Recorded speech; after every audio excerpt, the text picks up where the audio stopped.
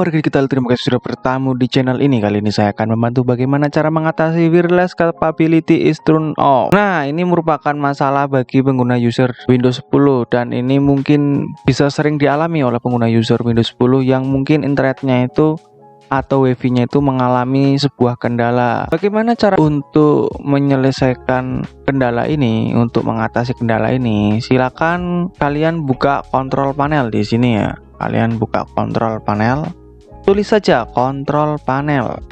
Kemudian kalian buka ini kontrol panel. Nah, jika sudah muncul menu kontrol panel, silakan kalian klik network and internet.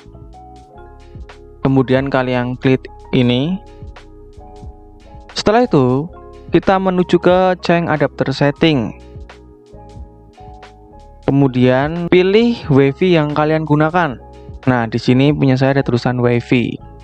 Kemudian kalian klik kanan. Setelah itu, pilih menu properties. Kemudian klik configure. Nah, setelah itu kita menuju ke power management dan hapus centang ini. Oke.